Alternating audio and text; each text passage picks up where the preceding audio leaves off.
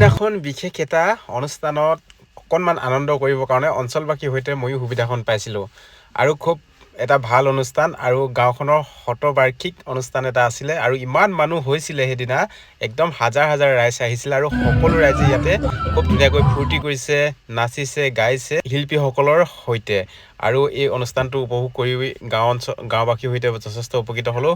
বহুজনে কৈ আছিলে ভিডিঅ'টো কেতিয়া দিবা, বিশেষ অসুবিধাৰ কাৰণে ভিডিঅ'টো সময়মতে দিব নোৱাৰিলোঁ, অকণমান দিয়া পলম হ'লেও আপোনালোকে চাই যথেষ্ট ভাল পাব। আপোনালোকৰ যদিহে আজি ভিডিঅ'টো চাই ভাল লাগে তেতিয়াহ'লে আন 10জনে জানিব পৰাকৈ চাব পৰাকৈ ভিডিঅ'টো শ্বেয়াৰ এটা কৰি দিব।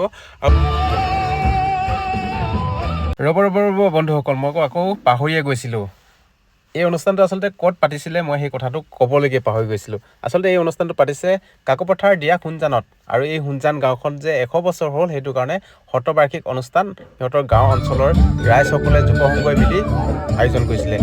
আজি সাংস্কৃতিক সন্ধিয়া আছিলে, কিন্তু এই অনুষ্ঠানটো বহু দীঘলীয়াকৈ পাতিছিলে। আজি প্ৰায় 6 মাহমান আগৰ পৰাই এই অনুষ্ঠান বিভিন্ন ধৰণৰ অনুষ্ঠান ছাত্ৰ ছাত্ৰীসকলে উপকৃত হ'ব পৰাকৈ, ৰাইজসকল উপকৃত হ'ব পৰাকৈ বিভিন্ন ধৰণৰ অনুষ্ঠান আয়োজন কৰিছিলে আৰু আজি যিহেতু সফল সমাপ্তি সেইটো কাৰণে গাঁওখনৰ যুৱকসকলে তথা গাঁওখনৰ ৰাইজসকলে শিল্পীসকলক নিমন্ত্ৰণ কৰি এতিয়া সাংস্কৃতিক সন্ধিয়া অনুষ্ঠান আয়োজন কৰিছিলে আৰু এই অনুষ্ঠানটোতে আচলতে হাজাৰ হাজাৰ মানুহ হৈছে আৰু খুব সুন্দৰভাৱে সফল সমাপ্তি হৈছে। লগতে এই ভিডিঅ'টোৰ জৰিয়তে মই উদ্যোক্তা সমিতিক অশেষ ধন্যবাদ জ্ঞাপন কৰিছোঁ।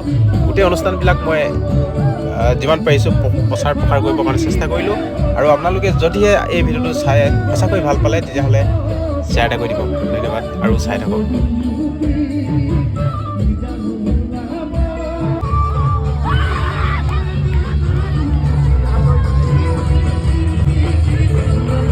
এইফালৰ ফূৰ্তিটো আৰু অলপ বেছি দেখিছোঁ, মানে চাৰিজন একেলগতে ডান্স কৰিছে, কিমান যে ভাল লগা আৰু ফূৰ্তি লগা মুহূৰ্ত আপোনালোকে অনুভৱ কৰিছেনে?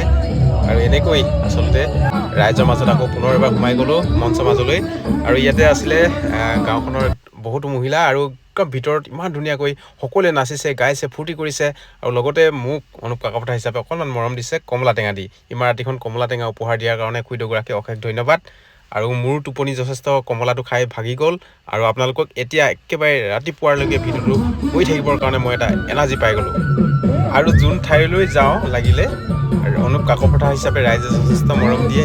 এই অঞ্চলটোতো মোক যথেষ্ট মৰম দিছিলে। ইমান ৰাতিখন কমলা টেঙা দিছে এগৰাকী খুৰীদেৱে, খুব ভাল লাগে আৰু ভাল পাই কাৰণে দিছে আচলতে। আৰু কিনো ক'ম, আপোনালোকে চাই থাকক আৰু গাঁৱলীয়াটি এনেদৰে ফূৰ্তি কৰিছে। আৰু বিশেষকৈ সোণজানবাসী সকললৈ এটা অনুৰোধ থাকিব যে আপোনালোকৰ ফেচবুক পেজত আপোনালোকৰ গাঁওখনৰ শতবাৰ্ষিক অনুষ্ঠানটো যে শেষৰ সফল সমাপ্তিটো ইমান সুন্দৰভাৱে সমাপ্তি ঘটিলে, গতিকে আপোনালোকৰ এই ভিডিঅ'টো ফেচবুক পেজত জিলিকি থাকিবৰ কাৰণে আপোনালোকে শ্বেয়াৰ এটা কৰি ৰাখিব।